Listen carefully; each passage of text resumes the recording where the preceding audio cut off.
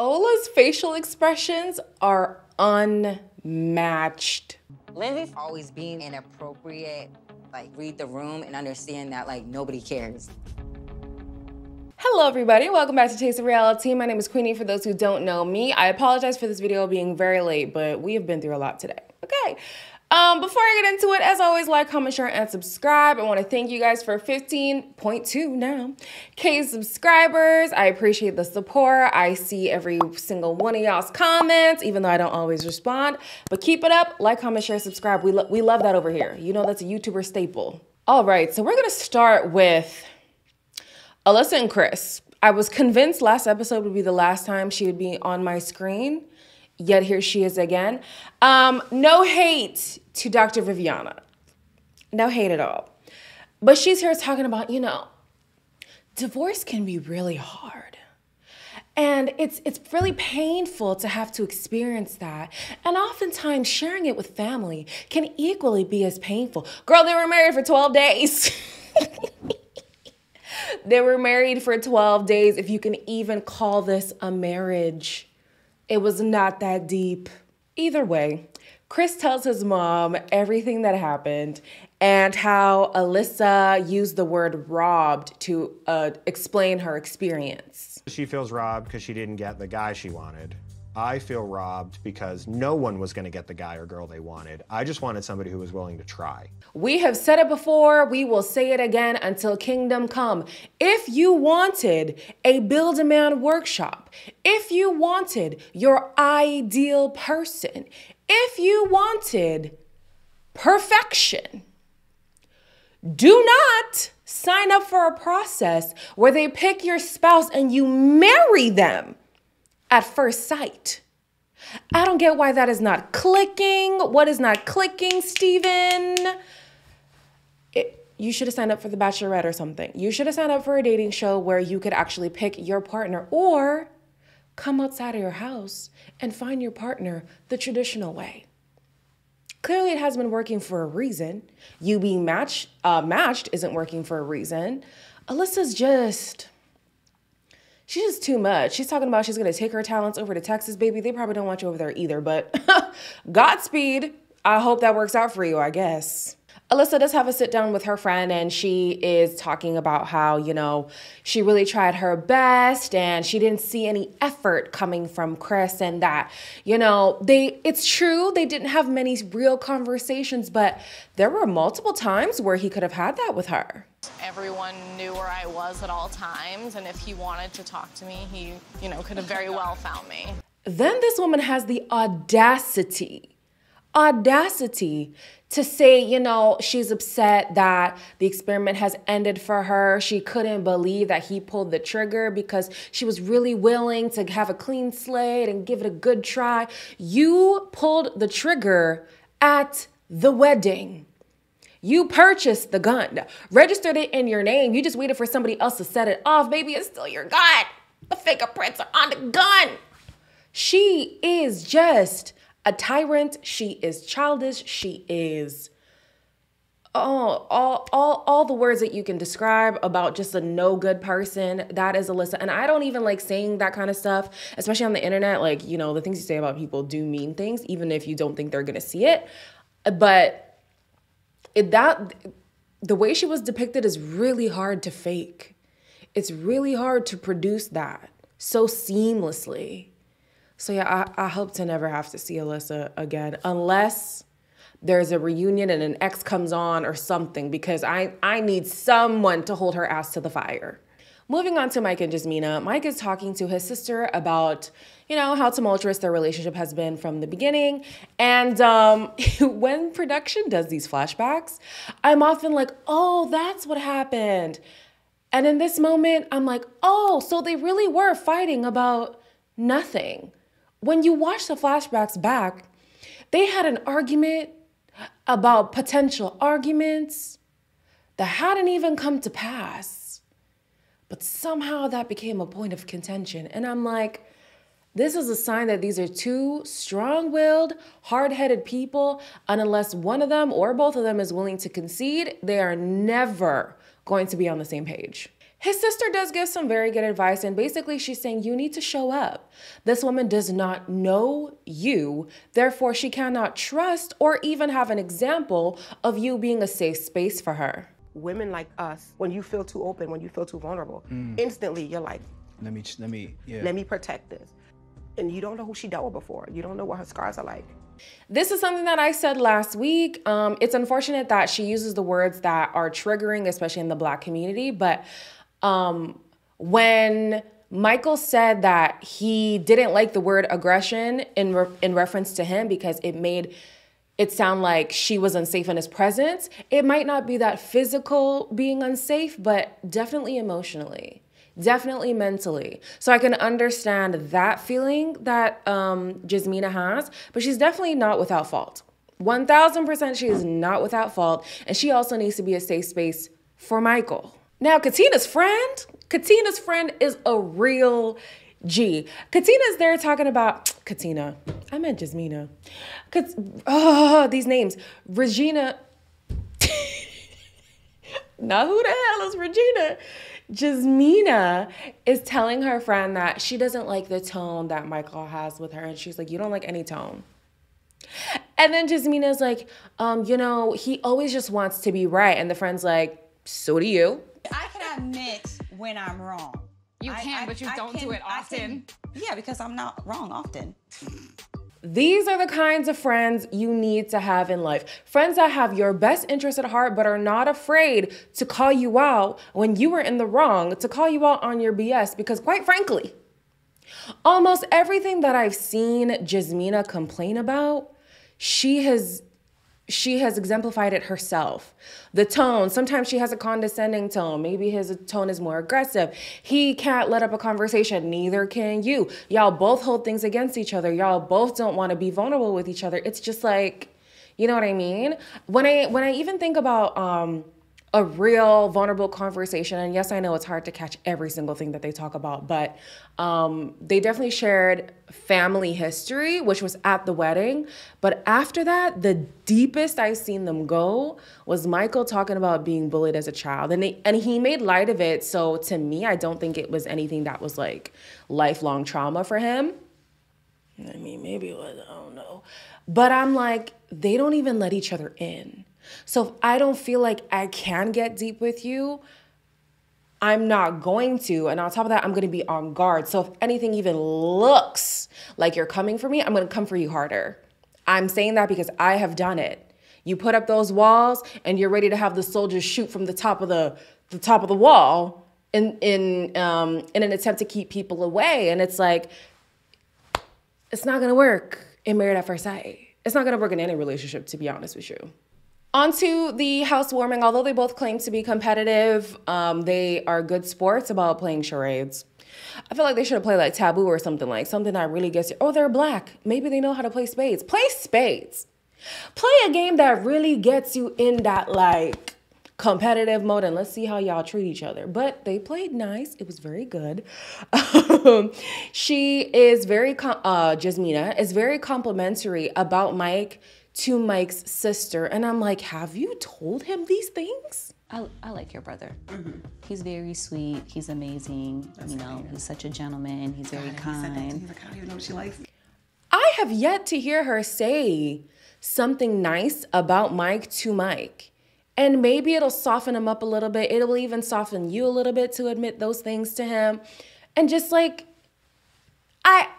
I see the potential with the two of them. And even the sister is kind of upset because she's like, I have so much faith in this union, and I can see why. I can see why they were matched. I can see why the sisters are so involved when it comes to Michael.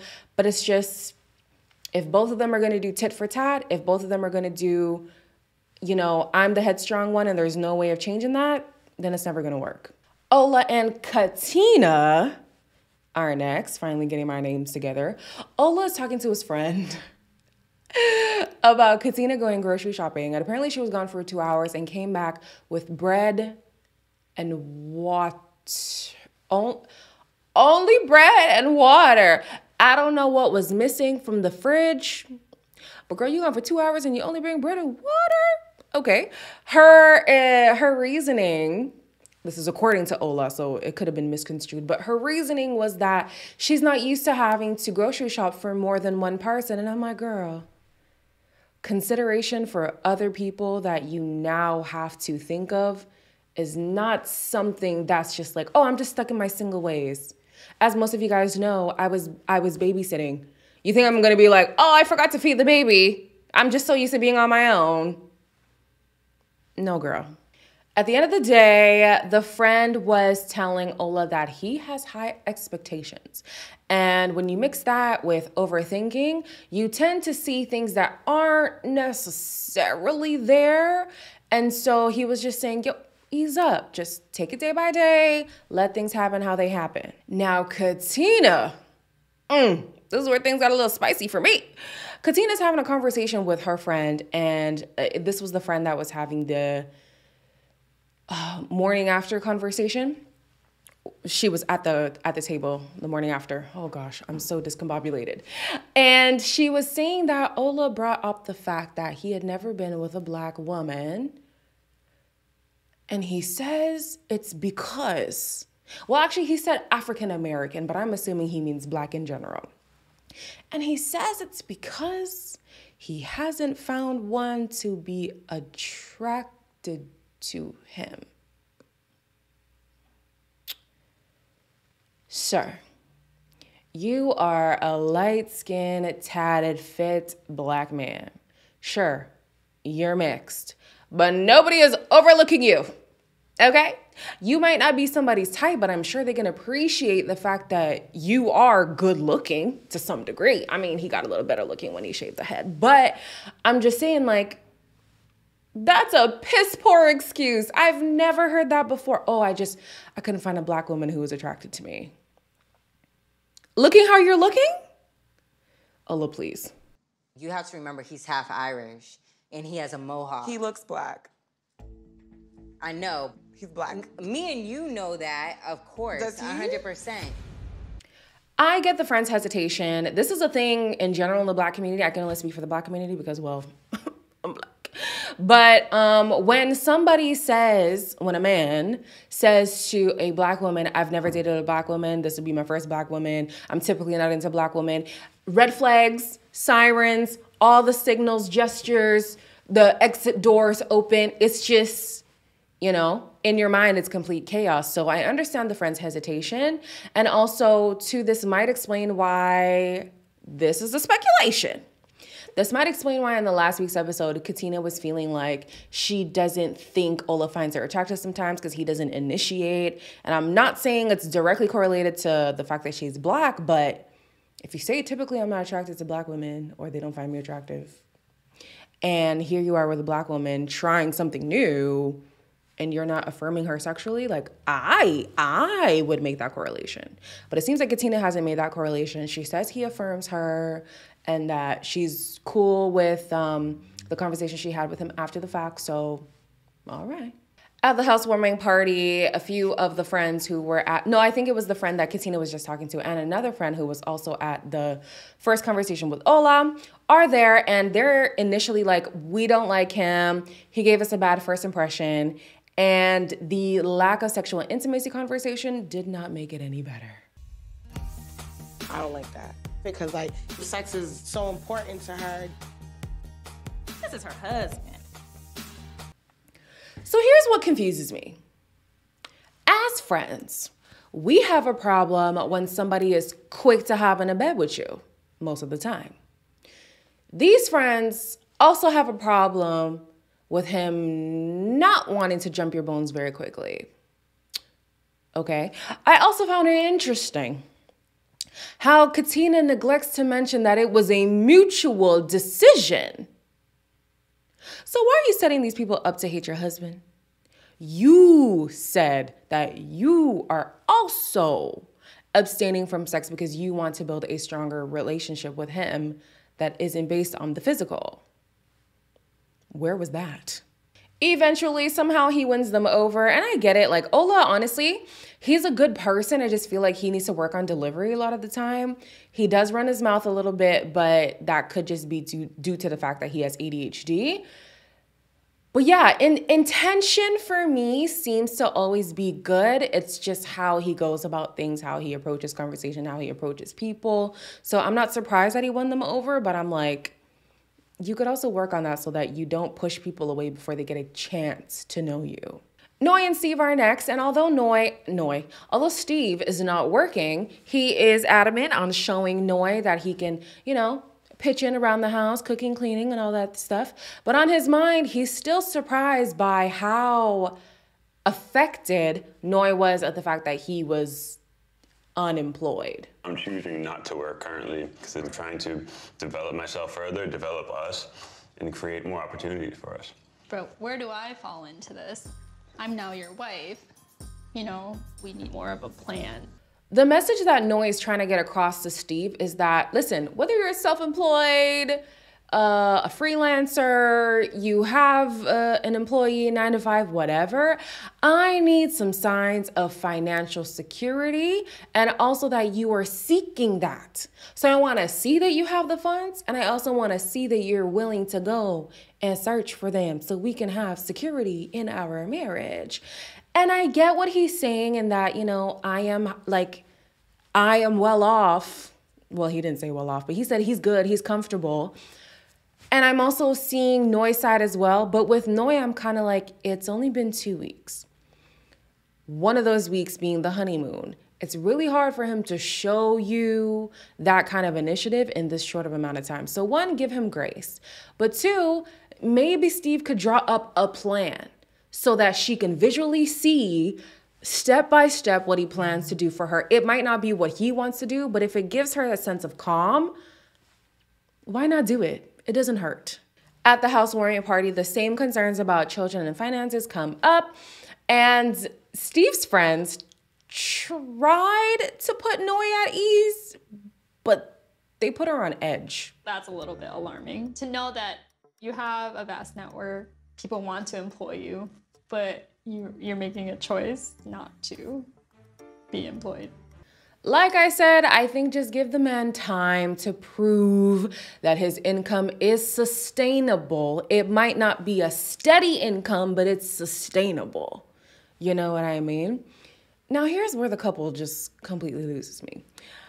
They are having an argument about noodles, but only one person knows that it's about noodles. Noi decided to cook for the 2 of them, but they eat different kind of noodles. So there's a pot for Noi's noodles and a pot for Steve's noodles. Noodles. There's too much going on in this story. Steve steps away, and when he comes back, he realizes that his noodles are overcooked. And when he asked Noi about it, she said, well, I'm not eating your noodles, so I wasn't watching them. Basically, I guess that was enough of a conflict for her to take her dog, leave the apartment, and even ignore him. And so he's like, yo, I don't understand what's going on. You can't really just leave me hanging. We're married. This isn't like, oh, you're upset, I'm upset, I can walk out. She then posted this on IG, which she did admit was about Steve. And Steve was basically saying, listen, like, you need to communicate with me verbally. And you know what? The way that she responded is not new. This is not unique to Noi. There's a lot of people who feel like when they're agitated, they need to step away and then come back when they're better. But here's my problem with people who do that. Communication can also be done in the midst of conflict without addressing what the actual conflict is. You can say, babe, right now I'm not gonna lie to you. This situation is putting me on edge. And in an attempt not to make it worse, I'm deciding to step away and take a breather. And I'm gonna come back when I feel like I'm in a space to actually debrief what happened and to talk about how we can fix what went wrong. I had a friend who would always just walk away and then come back and try to address stuff. And I'm like, you cannot keep doing this. It's immature. I would rather you say, hey, listen, right now I am triggered. They don't have to be explicit about what exactly it is, but let me know that, yes, I am triggered. I'm about to take space, but I intend on coming back and talking about it thoroughly. Is that so hard? No, it's not. Last but not least, we have Lindsey and Mark, and then I'm going to talk about the bowling situation after I talk about them. Mark shares how he's really appreciative of Lindsey and how she stepped up for him in so many ways, but ultimately her outburst and the fact that she does not have a filter is very off-putting for him. There was a mix of, we have things in common, we have things in common, whoa, whoa, whoa, so much in common. And then the other side, it was like, you're a little loud and you say things in a public setting that it always makes me uncomfortable. From the wedding, we could tell that Mark was very embarrassed by Lindsey. And the reason why I say that is because he always has to explain her behavior on her behalf. So at the wedding, he's like, oh, yeah, she was excited, you know, on the plane. She just had some drinks, you know. And then at the honeymoon, he was trying to plead her case to the other cast. And I'm like, that gets old very fast. It gets old when you're young. It definitely gets old at Lindsey's age. That's for sure. So at the housewarming party, he's talking to her friends and trying to get like what he's supposed to do about reeling her in. And they're basically telling him that what you need to do is let her know in the moment that this is irritating you, and that's gonna solve it. And normally I would agree. But at this age, having to be reeled in by another adult is unacceptable. It is common sense to not go around agitating people. And before people in the comments are like, well, Elaine, common sense isn't common. It should be common when you're being vetted by people who claim to be experts. We are watching the show with the belief that everybody casted is of sound mind. So therefore, I say the advice works for somebody who is willing to have common sense and decorum in certain situations. But if she's adamant on just not being a person who's like able to go along to get along, get along to go along, y'all know I'm horrible with sayings. It's gonna get very old, and I wouldn't be surprised that she gets left after this experiment. She is full on and she doesn't have a filter. We understand that. But to be poking and making your partner feel like he's even afraid to bring stuff up to you like that, that's not okay. One last thing about them, he also says that the reason why he stays quiet is because he just doesn't know her yet. And he doesn't feel like he's in a place to call her out when things are so fresh between them. And I get that. Especially when you don't know what somebody's buttons are. You don't want to risk pressing them when you don't have that foundation of we can agitate each other, but we can get back because we know our relationship is strong. They're just not there yet. So I understand him being quiet, but it's also unfair that he has to shut his mouth while his wife runs her mouth. So at the bowling session, the whole group is together. Chris and Alyssa let the group know that they have called it quits, and the silence in the room was absolutely hilarious. I just wanted this really bad. Girl, ain't nobody surprised. Ain't nobody surprised. She's out here, you know, I just like, you were the only one shocked. You were the only one shocked. Later on, the group is talking about the various things that they're going through in their relationship, whatever. And Lindsey is either being inappropriate, like making jokes of sexual innuendos, or she's just cutting people off or making sure her point is always being heard. And it's starting to agitate the group a little bit. There was a moment where Katina had said, oh, Pastor Kyle came and he had no notes for me. And she's like, oh, that's surprising. And she doesn't think that's going to piss somebody off. Katina also, you know, agitates Lindsey a bit. And when she's talking, she's doing eye rolls. And Lindsey calls her out. And it doesn't turn out well between the two of them, nor does it turn out well between her and Mark. Why do you keep rolling your eyes? I'm not trying to argue with you on camera again. You know not to talk to me, girl. Stay over there. You literally watched this woman act like a child and roll her eyes and guffaw at me. And then you had to jump in and say, what are you rolling your eyes for? I said, yeah, why are you rolling your eyes? Right, because you know what that's literally gonna do? That tone is gonna piss her off and you piss her off. Clearly there's a pattern that when she drinks, she gets chirpy. And I'm like, well, she been chirping a lot. How often is she drinking? It's reminding me of what's her name? Not me doing this like it's gonna remind me. Oh, Virginia. It did remind me. It did remind me. Damn, that's not okay. But I'm just like, alcohol cannot be your personality. Cannot be out here drinking all the time. You got to give it a rest a little bit, especially when you start acting out of character, because this really could just be her, when you're intoxicated. So Chris is trying to talk to Mark about the situation, and they hear Lindsey in the back going off. I hazmat suit out of your infested apartment because you don't have your together. What do you mean give him away? This all the Is that her? Yeah. The least you could do is make me. This is very bad because if I was Mark, I would be like, you know what? Don't ever help me again. Because if you're going to say you want to help me, but then when things don't go your way, you hold those things against me, I'm not going to let you have that kind of power over me. Anybody who uses a point of contention as, not bait, ammo for the next point of contention, I don't like that. For me, what I feel like is forgiveness or even a good deed is that it doesn't expect anything. A good deed shouldn't expect anything. Forgiveness shouldn't be like, I forgive you, but those things are clean slate. We move on. I did a good deed for you. There was no need to pay me back. I've forgiven you. There's no need to bring back old stuff. So Lindsey, man, she's sinking boats with the people who are on her team. I think I said this last week, her family and friends really did her a disservice. I truly think they did her a disservice. People need to be more honest with her, and they should not have put that responsibility on a stranger. That's just how I feel. That's the end of this. I'm going to film an after party, and it is going to come maybe like an hour after this one is posted. So hang in there. It's coming. In the meantime, like, comment, share, and subscribe, and I'll see you in the next one.